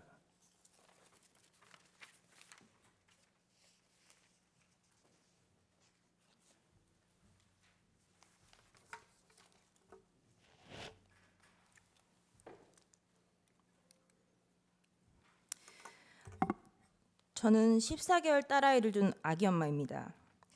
계엄 당일 6태 후에 소파에 누워있다가 계엄 선포를 보고 바로 법조문을 확인하였습니다. 민주당이 다수당인데 금방 해제가 될 텐데 대통령이 검사인데 그 사실을 모를 리 없을 텐데 도대체 이게 무슨 상황인가? 역시나 금세 국회 해제 의결이 있었고 계엄은 해제되었습니다. 담화문을 찬찬히 읽어보았습니다. 제가 임신과 출산과 육아를 하느라 몰랐던 민주당이 저지른 폐악을 일당 독재의 파쇼 행위를 확인하고 아이와 함께 하려고 비워둔 시간을 나누어 이 사건에 뛰어들게 되었습니다. 저는 계몽되었습니다. 체제 전복을 노리는 반국가 세력이 준동하고 있습니다. 약 4개월 전 선고된 민주노총 간첩 사건에서 최근 우리 사회의 모든 갈등이 간첩들의 지령에 의하여 일어났다는 사실을 확인할 수 있었습니다. 그 대표적인 것이 후쿠시마 원전 오염수 괴담입니다. 한반도와 주변 나라들에 대한 핵 테러 행위, 전 인류에 대한 대학살 만행을 폭로 단지하는 기사들을 집중 게재하게 하라. 민주당의 플랜카드입니다. 인류를 향한 핵 테러 시도를 당장 중단하라. 간첩 지령과 비슷한 단어입니다. 후쿠시마 오염 괴담이 사실이 아니라는 것을 밝히는데 1조 6천억 원이 소요되었습니다. 1조 6천억 원은 민주당이 삭감한 대왕고래 프로젝트 497억 30번, 민주당이 삭감한 민생범죄 수사 특활비 특경비 587억 27년치, 민주당이 삭감한 아이돌봄 지원 사업 384억 40년치, 민주당이 삭감한 전공의 지원 예산 931억 17년치입니다. 윤석열 대통령은 2022년 3월 9일 당선되었습니다. 간첩들은 대선 후보 시절부터 윤석열 놈에게 공격의 화살을 집중하라고 하였습니다. 또한 공정, 기회, 새로운 변화로 청년들이 보수화되는 것을 막고 진보 민주개혁 세력의 역량상 우세를 보장하도록 조직 사업을 하라고 지령을 내렸습니다. 또한 윤석열이 한미동맹 우선을 전면에 내걸고 반북 대결 정책을 추구할 것이니 집권 초기부터 윤석열 패거리들을 조직적으로 공세 전개하라. 그리고 윤석열 논과 일가 족속, 측근들의 정치 추문을 집요하게 압박 공세를 강화하라고 제2의 촛불항쟁 때와 같은 윤석열 탄핵투쟁의 불씨를 지펴올리라고 지령을 내렸습니다. 이에 따라 비상계엄 전까지 약 178회에 달하는 윤석열 퇴진 탄핵 집회를 열었습니다. 이 사건 계엄을 내란죄로 고발한 자는 민주노총 위원장이었습니다. 그리고 2025년 2월 21일 며칠 전 이재명은 민주노총을 찾아가 민주노총은 탄핵 사태 때 가장 큰 역할을 하였다고 감사 인사를 하였습니다. 간첩들은 국회 진입에도 적극 개입하였습니다. 진보당과 연대하라. 정의당의 당 지도부를 장악하도록 밀어주라. 한편 문재인 정부는 박근혜 정부의 계엄 문건을 친위 쿠데타로 몰아 2018년 기무사령부를 해체하였습니다. 104일 동안 200여 명을 조사했지만 내란 음모는 전원 무혐의 종결 처리되었습니다. 민주당이 지금 하고 있는 내란몰이를 예행 연습해 두었던 것입니다. 나라를 위하여 헌신해왔던 군인들에게 모욕과 고초를, 간첩을 잡는 방첩 사업 업무를 질적 저하를 야기시켰습니다. 또한 문재인 정부는 박지원 전 국정원장은 2020년 국정원의 대공수사권을 폐지하였습니다. 민주당은 자신들에게 국민이 부여한 대정부 견제권이라는 것을 앞세워 지금까지 총 29차례의 탄핵을 발의하였습니다.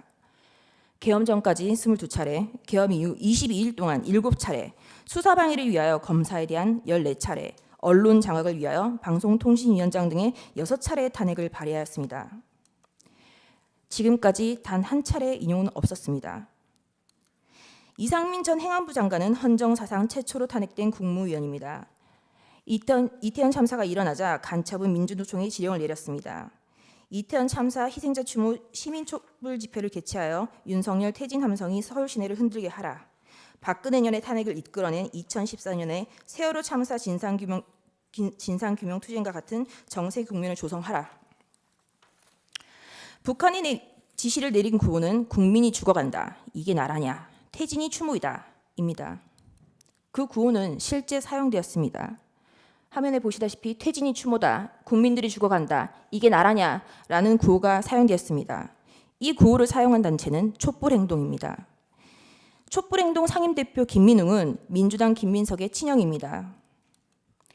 이것이 저희가 확인한 민주노총 간첩 판결문의 마지막 지령입니다. 우리는 아직 검거되지 않은 간첩들이 어디서 얼마나 어떤 지령을 내리고 있는지 알 수 없습니다. 이상민 장관에 대한 탄핵소추는 만장일치로 기각되었습니다. 직무정지 기간은 167일입니다. 29차례 탄핵 중 14건은 검사에 대한 것입니다. 제1차 검사 탄핵입니다. 헌정사상 첫 번째 검사에 대한 탄핵입니다. 이날은 이재명의 백현동 대북 송금 의혹에 대한 영장 체포동의안 표결이 있었던 날이었습니다. 이날 민주당은 국무총리 한덕수에 대한 해임 건의안 그리고 검사 안동환에 대한 탄핵 소추를 맞불로 상정하여 가결시켰습니다. 검사 안동환에 대한 탄핵은 기각되었고 직무정지 된 기간은 251일입니다. 제2차 검사 탄핵 검사 이몽석, 검사 손준성, 검사 이정섭, 검사 이희동 그리고 제1차 방송통신위원장 이동관에 대한 탄핵을 23년 11월 9일 발의하였고 철회하였습니다. 이중 검사 이정섭은 이재명에 대한 쌍방울 대북 송금 사건, 법화 유용 사건을 수사한 검사입니다. 2023년 12월 28일 제3차 검사 탄핵, 검사 손준성, 검사 이정섭에 대하여 그리고 이동관 방송통신위원장에 대하여 탄핵소추를 다시 발의하였습니다. 그리고 방송통신위원장 이동관에 대한 탄핵소추는 철회하였습니다. 그 철회 사유는 방송통신위원장에 대한 탄핵 사유를 검찰청법 위반으로 탄핵소추한다고 하여 황급히 철회한 것입니다. 이 탄핵소추안은 고민정 등 168인 등의 발의로 제출되었습니다. 민주당의 탄핵소추권은 이와 같이 사용되었습니다. 최소한 탄핵소추안을 쓰는 성의조차 없었던 것입니다. 그리고 그 다음 날 2023년 11월 29일 방송통신위원장 이동관에 대하여 세 번째 탄핵소추를 발의하였습니다. 이동관은 20일 사이에 3번이나 탄핵 발의를 당하였습니다. 탄핵이 가결되면 직무집행이 정지되어 방통위 업무가 마비되므로 이동관 방통위원장은 결국 사의를 표명하였습니다. 이와 같이 무성의한 장난 같은 탄핵소추 발의와 철회, 재발의에 대하여 국민의힘 소속 의원들은 국회의장들을 상대로 심의 표결권을 침해하였다며 권한쟁의 심판을 청구하였으나 각하했습니다. 결국 검사 손준성과 검사 이정섭에 대한 탄핵소추는 가결되었고 검사 이정섭에 대한 탄핵소추는 탄핵 사유 대다수가 직무와 무관, 특정되지 않아 전원일치 기각 결정이 내려졌습니다. 직무 정지 기간은 272일입니다. 제4차 방송통신위원장 탄핵 2024년 6월 27일 방송통신위원장 김홍일 탄핵소추 발의되자 자진 사퇴하였습니다.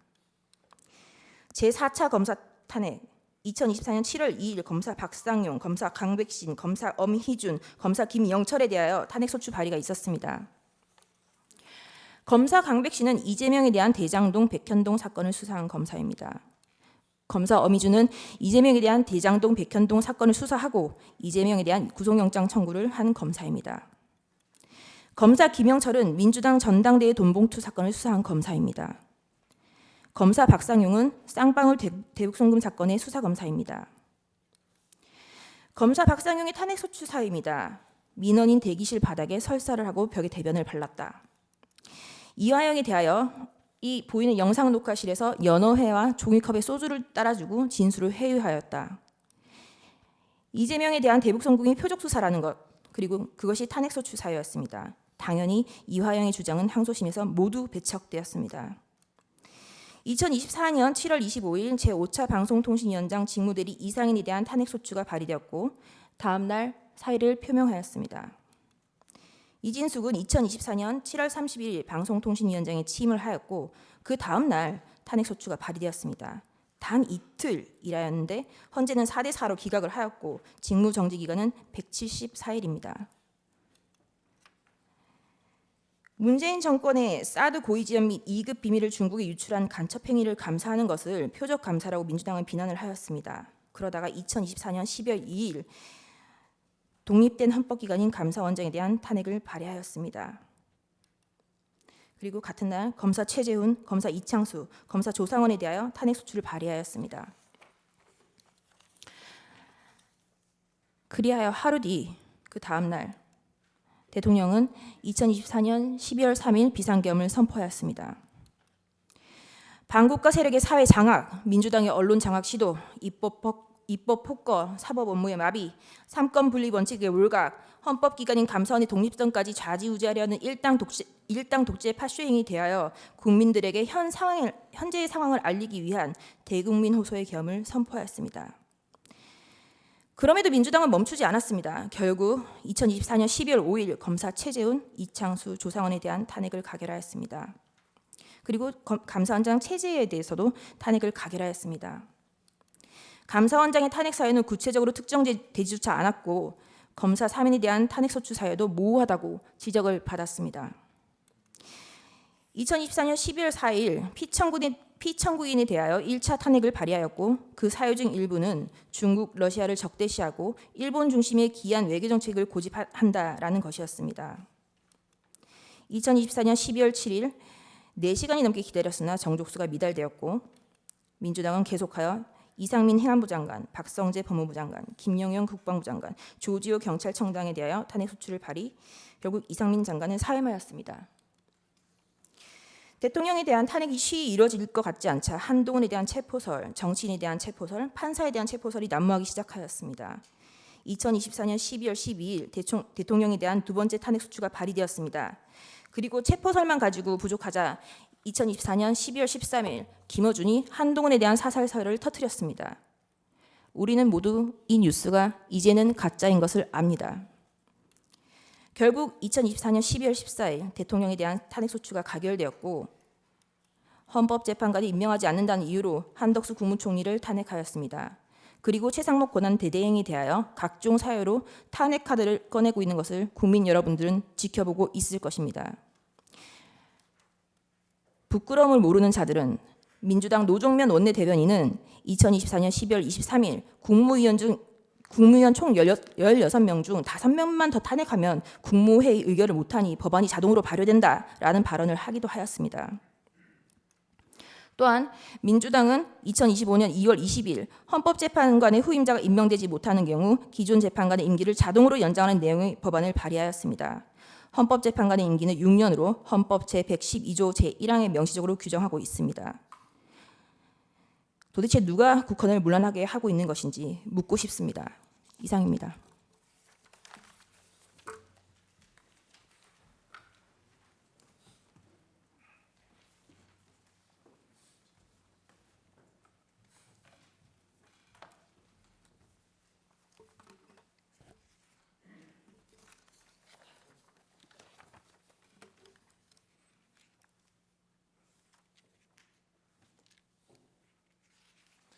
예, 대통령 담화문에서 나왔던 하이브리드 전 그와 관련해서 계엄 선포 상황을 국가 비상사태라고 판단한 것에 대해서 말씀을 드리겠습니다. 예, 계엄을 선포할 수 있는 상황으로 헌법 77조 1항과 계엄법 2조 2항의 전시, 사변 또는 이에 준하는 국가 비상상태로 규정하고 있습니다. 그래서 일반 국민들은 비상계엄을 선포할 수 있는 상황으로서 전시, 사변과 같이 전쟁이나 물리적 폭력이 발생한 경우만을 상정하기가 쉽습니다. 그러나 오늘날 헌정의 위기는 전쟁, 폭동과 같은 경성 위기뿐만 아니라 다양한 위기에서 연성 위기가 발생할 수 있습니다. 헌법과 국가를 수호해야 될 책임이 있는 대통령은 이러한 연성 위기에도 대응을 하고 이에 방어를 해야 될 책무가 있습니다. 방금 두 변호인께서 자세히 설명해 주셨지만 비록 전시사변은 아닐지라도 헌법 헌정 질서가 중대한 위기에 와 있다고 하는 것은 익히 알 수가 있습니다. 게다가 한국에서는 중국과 북한의 하이브리드전이 전개되고 있습니다. 이러한 상황에서 방금 보았듯이 국회의 탄핵 난발로 인한 행정부, 사법부, 헌재의 기능마비, 국익에 반하는 국회의 입법 독재, 재정적 부담이나 위헌성이 짙은 입법 폭주, 무분별한 예산 삭감으로 인한 정부의 정상적 작동 불능, 이런 상황에 비추어서 대통령은 국가 비상사태로 판단한 것입니다. 그러면 대통령께서 말씀하신 하이브리드전이 무엇인가에 관해서 한번 살펴보겠습니다. 하이브리드전은 정규전 이외의 비정규전, 테러, 심리전, 여론전, 인지전, 사이버전 등 동원 가능한 모든 수단을 전개 가능한 모든 영역에서 사용하여 치르는 전쟁을 말합니다. 이러한 하이브리드전은 재래식 전력과 경제력이 떨어지는 사회주의 국가나 일당 독재 국가들이 서구 진영의 자유민주주의 국가들을 상대로 하여 펼치고 있습니다. 자유민주주의 국가에는 표현의 자유가 있기 때문에 그 틈을 파고들어서 여론전, 심리전, 사이버전을 전개하기가 상당히 용이하고 반대로 자유민주주의 국가에서는 이것을 인식하고 방어하는 데 상당한 어려움이 있습니다. 러시아의 하이브리드전 이론의 대표자인 게라시모프라는 분은 하이브리드전이 6단계로 진행이 되는데 통상 4단계 정도 돼서 재래식 전쟁이 발발하게 되며 그러한 경우 상대 국가는 이미 하이브리드전의 전개로 인해서 국력이 쇠퇴하고 사회적인 분열과 갈등이 일어나서 재래식 전쟁 수행력이 대폭 약화된다고 하고 있습니다. 따라서 국가의 주권 및 국익을 지키기 위해서 정치인들과 국민들은 그 위험성을 인식하고 경계해야 할 것입니다. 전 세계에서 지금 가장 하이브리드 전을 활발하게 펼치고 있는 나라는 중국입니다. 중국은 중국식 하이브리드 전의 명칭을 초안전이라고 하고 있습니다. 사기에 나오는 초안전이 아니고 한계를 초월한다, 한계가 없다고 하는 의미에서 초안전입니다. 지금 중국이 세계 여러 나라에서 펼치고 있는 이러한 하이브리드 전의 정치적 영향력 공작을 살펴보면 그들이 한국에서도 어떠한 일을 할 수 있다 하고 있으리라는 것을 예상할 수 있으므로 한번 그 사례를 살펴보겠습니다. 중국은 2019년 및 2021년 캐나다 총선에 개입을 해서 최소 11명 이상의 친중 후보를 당선시켰습니다. 이 의혹이 처음 제기되었을 때 중국 당국은 터무니없다고 부인을 했지만 캐나다 정보당국이 1년여에 걸쳐 조사 결과 공식적으로 이를 인정했습니다. 캐나다에는 많은 중국 교민과 기업과 유학생들이 있습니다. 그들을 이용해서 친중 후보에게 불법 자금을 지원하고 선거 운동을 도와주며 반대로 반중 후보에 대해서는 낙선 운동을 하고 흑색 선전을 유포하는 등으로 정치적 영향력 공작을 합니다. 특히 선거철에 다가와서 반중 정책을 펼치면 경제에 타격을 받는다. 대만과 친교를 맺고 그들을 지원하면 중국과의 전쟁에 휘말릴 위험이 있다. 이런 식으로 경제적, 안보적 측면에서의 불안감을 퍼뜨립니다. 소위 평론가 언론을 통해서 그러한 여론전, 심리전을 전개를 합니다. 한국에서도 흔히 볼 수 있는 형태의 여론전입니다. 그 외에 중국은 2020년 호주 선거에도 개입했습니다. 호주에 광산업이 큰 이권이 있기 때문에 호주에 진출한 중국 기업들에게 유리한 지위를 주기 위해서 총선에 개입을 했고 대만 선거에는 물론 개입을 하고 있습니다.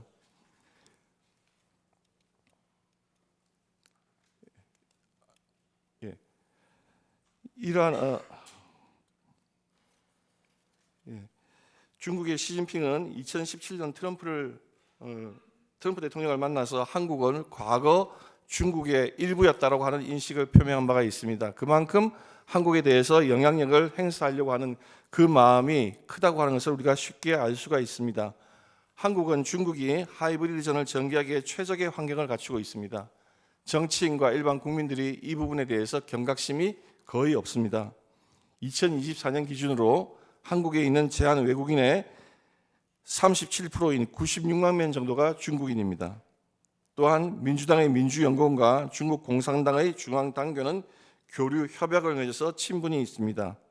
문재인 대통령은 중국을 방문하여서 시진핑의 중국몽과 함께 하겠다고 하여서 중국의 1대1로 정책에 찬동 의지를 표명하였고 이재명 대표 역시 주한 친중 대사를 만나서 굉장히 친중 성향을 드러낸 바가 있습니다.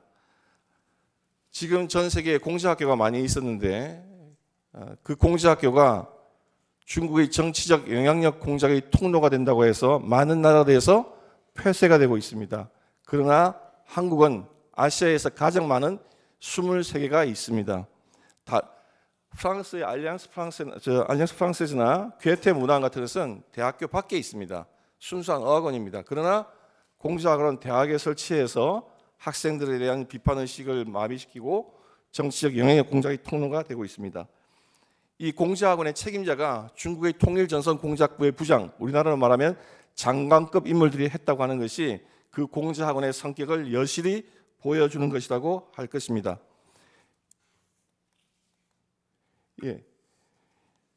2023년에 바이든 대통령이 시진핑을 만나서 대만의 선거에 직접 노골적으로 개입하는 것에 대해서 경고를 했습니다.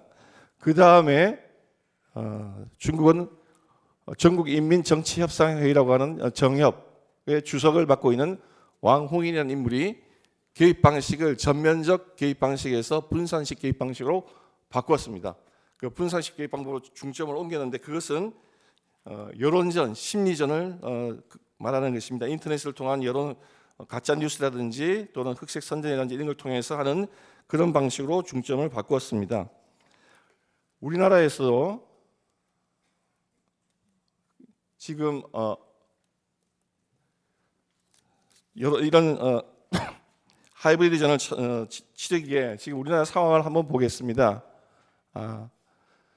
지금 우리나라의 중앙선거관리위원회가 친중 성향을 노골적으로 드러내고 있는 상황에 있습니다. 지금 보시면 지금 저 인물이 왕홍인이라는 인물입니다. 아까 말했듯이 대만의 정치적 영향력 공작에 책임을 맡고 있는 분입니다. 2018년인가요? 중앙선거관리위원회 홈페이지에 민주주의와 선거라는 제목으로 외국 정치인 5명을 올렸습니다. 그중에 3명이 중국인입니다. 그리고 첫 번째로 올라간 인물이 저 왕홍인입니다. 도대체 자유민주주의 국가 중앙선거관리위원회에서 왜 저런 인물이 등장하고 그 사람을 찬양하는 영상이 나와 있는지 도저히 이해하기가 힘듭니다. 게다가 중앙선거관리위원회는 지난 2023년 하반기까지 외국인을 투표 사무원으로 채용할 수 있었습니다. 2020년 총선에서 이것을 발견하고 개표 현장에서 항의를 했더니 중국인이 더 중립적이지 않아요? 하는 선관위 직원의 어처구니 없는 해명을 들었습니다. 자, 가장 하이브리드 공작에 취약하고 중요하면서도 취약한 것이 중앙선관위의 서버 시스템입니다. 그 서버 시스템에 대해서 2023년에 보안 점검을 한 결과 분명히 2020년 총선이 치러질 당시에 중앙선관위는 선거 망분리가 되어 있기 때문에 해킹의 염려는 전혀 없고 사이버 시스템을 통한 전산 시스템을 통한 투개표 조작은 터무니없는 거짓말이다 라고 주장을 했습니다. 그러나 2023년 국정원의 보안 점검 결과 2020년 총선 당시 선거 망분리는 너무나 미흡해서 해커의 공격에 사실상 무방비 상태였고 통합 유권자명부가 탈취 가능했으며 사전 투표관리관의 사인 선거관리위원회의 청인 탈취가 가능했고 사전투표지 관리가 미흡했으며 사전투표지 인쇄도 가능하다고 했습니다. 이것을 다 종합하면 사전투표에서 투표자 숫자를 얼마든지 늘릴 수 있고 투표지 용지도 얼마든지 인쇄할 수 있다고 하는 것을 의미하는 것입니다. 그래서 2023년에 나왔던 이런 회기망측한 투표지들이 무더기로 나오는 겁니다. 재검표할 때마다 쏟아져 나오는 수천 장의 형상 기억 복원 종이로 인쇄했다고 하는 저 신권다발 투표지, 정상적인 투개표 과정을 거쳤다면 절대 저런 형태로 유지될 수가 없습니다. 그리고 소위 일장기 투표지, 우리 도태호 변호사가 몇 번이나 말했지만 저 투표소의 투표관리관은 저걸 본 적도 없고 들은 적도 없고 투표 관리록에 기재한 바도 없습니다. 그리고 저렇게 본드로 붙어 있는 이상한 투표지들, 저게 어떻게 개표와 개표를 거치고 난 다음에 저런 투표지가 나올 수 있겠습니까? 이런 사유로 인해서 국민들 사이에 선거 시스템에 대한 의혹과 염려가 증폭되고 있는 상황이었습니다. 자, 이렇게 중국의 정치적 영향력 공작 앞에 무방비 상태로 놓여져 있는 상황 하에서 국회가 이런 문제에 대해서 이런 위험성을 인식하고 대응책을 강구하는 것이 아니라 오히려 정반대의 길을 갔습니다. 감사원이 아까 발표했지만 감사원이 2024년 10월 말경 사드 배치에 관한 기밀을 중국과 시민단체에 유출한 전 정권의 고위 관료들을 고발하자 국회는 감사원장을 탄핵했습니다. 간첩 행위를 은폐하고 덮어주기 위한 탄핵이라 질책을 받아 마땅하다 할 것입니다.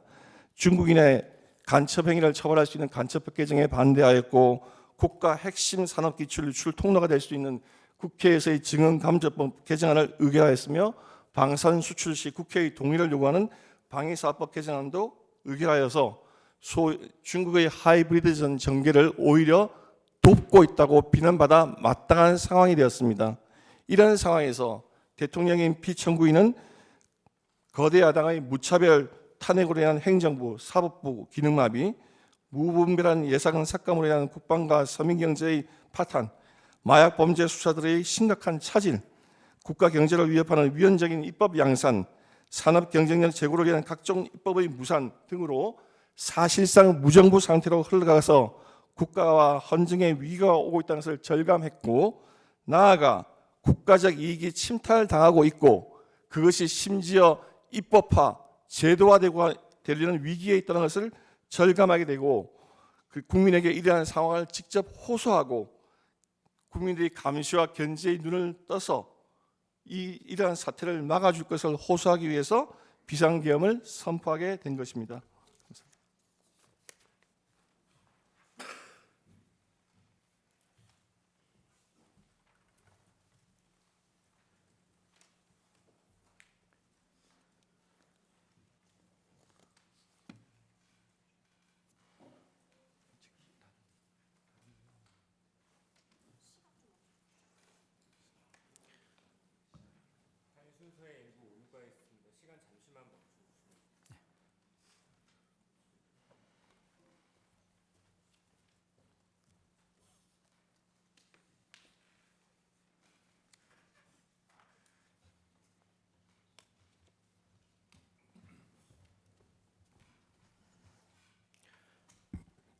도태우 변호사입니다. 비상계엄 선포와 선거관리 시스템 점검 지시의 정당성, 선거관리 시스템의 위기와 제도적 해결의 좌절에 관하여 말씀드리겠습니다. Stop the Steal, 세계적으로 유명해진 문구입니다. 국가 주권, 국민 주권을 도둑질 당하지 말고 지키자는 뜻을 담고 있습니다. 그 아래에 핏방울 같은 기표인의 모양이 보입니다. 1948년 대한민국 수립을 위한 50선거의 모습입니다. 아무리 가난한 사람도, 아무리 재산이 많은 사람도, 까막눈의 시골 촌부도, 미국 유학 박사도 모두 한 표씩이며 성인이면서 배제되는 사람은 아무도 없었습니다. 보통, 평등, 직접 비밀 선거에 의한 이 한 표는 천부 인권적인 각 개인의 존엄성에 바탕한 피 같은 주권자의 상징입니다. 한 사람 한 사람 주권자의 고유한 인격적 결단이 들어있는 투표지가 이렇게 찢어지고 짓이겨진 채 삼립방 박스에 처박혀 굴러다녔습니다. 마지막 일장기 투표지는 투표록과 개표록에 아무런 특기사항 기재도 없다가 재검표장에 총 1974표 중 1000장 이상 나타나 한 글자도 보이지 않는 294표가 새롭게 무효표로 처리되었습니다. 선거소송에서 위 투표소 투표관리관은 저렇게 인형이 뭉개진 투표지를 보지도 듣지도 못했으며 직접 날인을 담당했던 투표 사무원 2사람 중 한 사람도 자신과의 통화에서 저런 투표지를 본 기억이 없다고 말했다고 법정에서 증언했습니다. 실제 투표장에는 나타난 적이 없었고 조작된 숫자를 맞추기 위해 급조된 가짜 투표지로 의심받는 일장기 투표지들에 대해 판결문은 투표관리관이 인지하지 못한 것일 수 있다고 했습니다. 하지만 직접 날인을 담당했던 투표 사무원 2명과 현장을 참관했던 복수의 사람들을 증인으로 추가 조사하지 않았습니다. 2장에 1장꼴로 인형이 뭉개진 투표지들이 유권자 1000명에게 배부되었는데 단 한 명도 이의를 제기하지 않아 투표록에 기재된 바 없었고 개표장에서도 모두 유효표로 취급되었다는 가정이 상식박히고 납득될 수 없는데도 개표 참가자들 또한 추가로 조사된 바 없습니다. 판결문은 또한 제기된 각종 전산적 의혹에 대해 2020년 10월 14일자 현장 검증 결과를 근거로 사전투표 시 통합선거인 명부 조회를 위하여 사용되는 선거망은 업무망과 망분리가 되어 운영되는 사실이 인정된다고 쓰고 있습니다. 하지만 판결문이 총 5회나 거론하는 2020년 12월 14일자 현장 검증은 선관위 직원이 2시간 동안 74장의 PPT 슬라이드를 넘기며 일방적으로 발표한 것이 전부였습니다. 선관위의 일방적인 PPT 발표가 선거망과 업무망의 망 분리를 사실로 인정하는 근거가 된 것입니다. 판결문은 또한 원고의 주장처럼 위조된 사전투표지를 투입하기 위해서는 사전투표지의 위조를 위한 용지 구입, 인쇄, 날인 작업이 선행되어야 하고 사전투표자의 수를 부풀리기 위한 중앙선관위 서버의 보안을 뚫고 침투하는 등 전산 조작이 필요한데 이는 불가능하다는 취지로 쓰고 있습니다. 그러나 2023년 10월 국정원은 보안 점검을 통해 선관위의 선거망과 업무망 사이의 망 분리가 미흡하여 해커가 카페에 앉아 인터넷을 통해 통합선거인 명부 조작이 가능했음을 밝혔습니다. 또한 국정원 보안점검 결과와 백종욱 증인 신문에 따르면 해커는 투표지에 인쇄되는 청인과 사인을 탈취하여 사전 투표 용지를 무단 인쇄할 수 있었습니다. 선관위 사무총장은 본 법정에서 선관위는 해당 선거의 사전 투표 용지 발급에 지난 선거, 전전 선거의 자녀 롤 용지를 사용해 왔고 그 대장 관리는 엄격하게 되지 않는다고 자백했습니다. 국정원의 점검과 두 증언을 종합하면 판결문에서 불가능하다고 판시했던 용지 확보, 인쇄 날인, 서버 침투가 모두 가능했다는 것이 명백합니다. 해킹을 통해 가짜 투표 용지를 무한 제조하는 것이 가능했던 상황인 것입니다. 각종 이상 투표지 속에 선거 소송을 제기한 원고들을 찍은 표들이 섞여서 발견되는 것에 대한 의문이 제기되고 있습니다. 조작되어 공표된 숫자에 따라 가짜 투표지로 재검표에 대비하고자 하면 차이가 나는 특정 후보만의 표가 아니라 투표소 단위별로 조작된 숫자에 맞추어 모든 후보들의 표를 일습으로 제조하는 것이 훨씬 쉽고 티도 덜 나기 때문이라 추측됩니다. 판결문은 또한 가짜 투표지를 다량 위조하여 진정한 투표지와 대체하였다면 위조 투표지 상자와 진정한 투표지 상자를 바꿔치기 했어야 하는데 이는 정황상 불가능하다는 취지로 판시했습니다. 하지만 영등포울 선거구의 투표지 보관 당시와 1년 반 뒤 이루어진 재검표 당일의 문손잡이 봉인 상태는 봉인된 종이 테이프의 접힌 위치와 각도, 판사의 도장 위치와 크기가 확연히 달라 누군가 투표함 보관실에 봉인을 떼고 다시 붙였음이 명백합니다.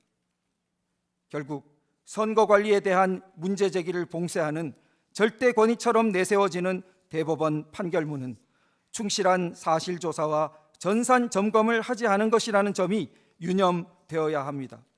이처럼 부실한 대법원 판결이 다른 사건들에서 추가적인 논의와 조사를 차단하고 자동으로 결론을 내리게 하는 근거로 악용되어서는 안 될 것입니다. 지금까지 선거관리 시스템의 위기에 대해 말씀드렸습니다. 이제 이 위기를 제도적으로 해결할 수 없었던 사정과 그 노력의 좌절에 관해 말씀드리겠습니다. 선거에 문제가 있다면 당사자인 정당이 나서 싸웠을 텐데 그러지 않는 것을 보면 실제로 문제가 없는 것이 아닌가 의문을 제기하는 분들이 있습니다. 하지만 선관위는 우리나라의 모든 공직선거를 관리, 감시하며 강력한 조사권을 가지고 모든 후보자를 선거법 위반이라는 위중한 범죄 혐의로 단죄할 수 있는 막강한 기관입니다. 게다가 국정원 보안점검 결과에 따르면 국민의힘 당대표를 뽑을 때 이용하는 선관위의 온라인 투표 시스템, 소위 K-보팅 시스템은 온라인 접속 코드나 개인별 로그인 절차가 너무 허술해서 해커가 다수 유권자를 대신해서 대리 투표하거나 투표 결과를 변경할 수 있었습니다.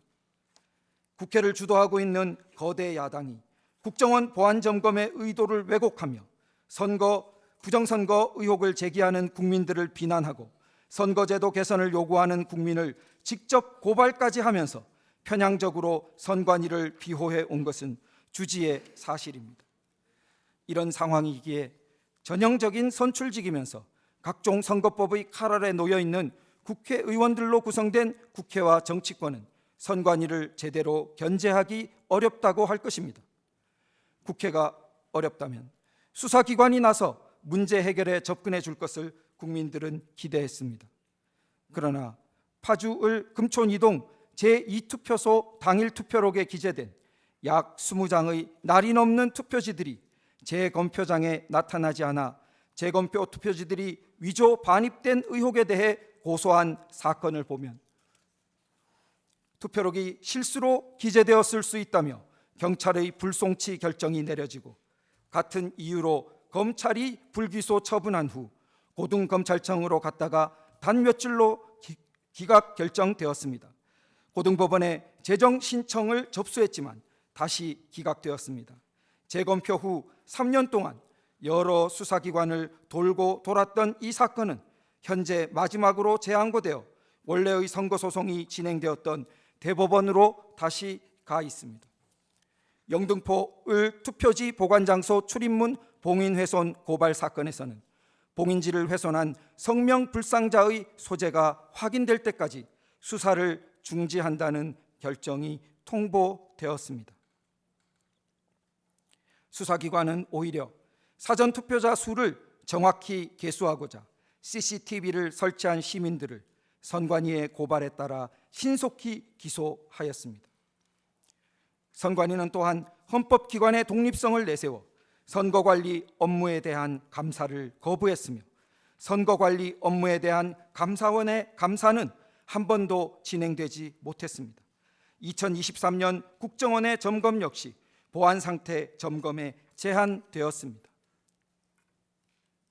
이상과 같이 선관위는 사법부와 입법부, 수사기관과 감사원 같은 행정부 3권 모두에 의해 제대로 견제와 감독을 받은 바 없었습니다. 국가적으로 이를 견제할 유일한 기관은 국가 원수의 지위인 대통령뿐이었습니다. 그런데 선관위가 늘 내세우는 독립의 주장에 걸맞게 스스로 책임지는 태도를 보여왔을까요? 선관위는 몰디브 출장으로 대표되는 특혜, 초고속 승진 신의 직장, 국회도을 손 못 대와 같은 기사 제목에서 드러나듯이 내부적인 견제와 자정 능력이 극히 취약한 상태입니다. 선관위는 2024년 수원정 선거구 전체에서 투표지 분류기만을 거친 1차 결과값이 최종 결과값으로 공표되자 늘 그렇듯이 사무원의 실수였다고 합니다. 아직도 선관위 홈페이지에는 개표의 최종 결과값이 아닌 1차 결과값이 22대 국회의원 선거 수원정의 결과값으로 게시되어 있습니다. 선관위의 말로는 뼈를 깎는 노력을 한다면서 작년 12월 말 선거 의혹을 제기하는 시민들을 선거 방해죄로 처벌하는 법안을 추진했습니다. 선관위는 선거 의혹을 제기하는 국민들이나 후보들을 싸워 이겨야 하는 당사자로 보아서는 안 될 것입니다. 공익기관으로서 선관위는 단지 승소를 추구할 것이 아니라 선거 관리의 공정성과 무결성을 확보하여 국민들의 불신과 불안을 덜어주고 피와 같은 국민 개개인의 주권 행사와 그 행사들의 총합으로서 국가 주권을 온전하게 보전하는 방향으로 노력해야 할 것입니다. 그러나 현실은 정반대입니다. 선거 관리의 공정성과 무결성을 믿지 않는 국민들이 절반 가까이에 이르고 있지만 사법부와 입법부, 행정부 어느 쪽도 선관위를 제대로 견제, 감독하지 못하며 자체적인 정화 능력 또한 의심받고 있습니다. 국민들은 2024년 총선에서도 전국 각지에서 선거 관리의 무결성을 위해 맨손의 노력을 전개하였습니다. 투표소에 CCTV 설치가 금지되어 있기에 시민들은 발을 정자를 써가며 사전투표자의 수를 육안으로 집계하여 선관위가 발표한 투표자 수가 수십 표씩 증가된 것임을 여러 곳에서 발견하고 항의하였지만 제도적으로 교정될 길이 없었습니다. 투표함의 이동이나 봉인 등에 항의하다 고발되어 벌금형을 받는 등 고초를 겪은 이름 없는 시민들이 부지기수입니다. 이들이 왜 밤을 새워 선관위 앞을 지키게 되었을까요? 이들이 모두 근거 없는 선동에 빠져 국가를 혼란시키는 사람들일까요? 다른 모든 기관이나 사람들은 몰라도 선관위는 결코 그렇게 말해선 안 되는 기관입니다. 선거 관리에 대한 신뢰는 강제나 협박으로 획득될 수 없고 선거 관리에 대한 신뢰의 획득은 선관위의 존재 이유이자 사명이기 때문입니다. 그러나 선관위는 국민들을 거짓말쟁이, 음모론자로 몰아갔고 이런 선관위를 견제, 감독할 수 있는 국가기관은 사법부와 입법부, 행정부 어디에도 없었습니다. 거친 광야에 맨몸의 국민들만 내버려진 형국이었습니다. 비상계엄을 통한 선거관리 시스템에 대한 점검 지시는 이런 상황에서 발생한 것입니다. 피 같은 국민 주권은 주권자인 국민 모두가 각성하여 지켜나갈 때만 지켜낼 수 있습니다. 가장 근본적인 문제들을 부분 기관들이 외면할 때 국가 전체와 국민 전체의 생명선을 지키고 대변해야 할 책임은 단 한 사람, 대통령에게 있습니다. 대통령은 그 책임을 외면하지 않았고 비상계엄과 선거관리 시스템 점검 지시를 통해 전 국민에게 국가위기 상황을 간절히 호소하였습니다. 대한민국이라는 배의 밑바닥에 큰 구멍이나 침몰 직전의 상황에 있다는 것을 화재 경보를 울려서라도 알리고 그 배를 구하고자 했던 선장의 충정이었고 정당한 행위였습니다. 수천 년 인류 문명사에서 가장 발전된 체제인 천부인권, 보통선거, 자유민주 체제의 기초는 존엄한 한 사람 한 사람의 기표를 피처럼 귀중하게 보는 것입니다. 존경하는 우리 헌법재판소가 자유, 문명, 수호라는 고귀한 사명의 깃발을 높이 들어 올려 주실 것을 간청드립니다.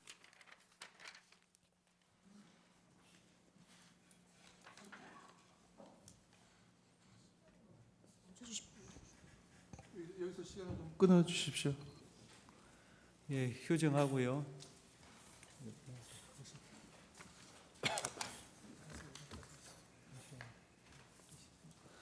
예, 6시 45분에 속개하겠습니다.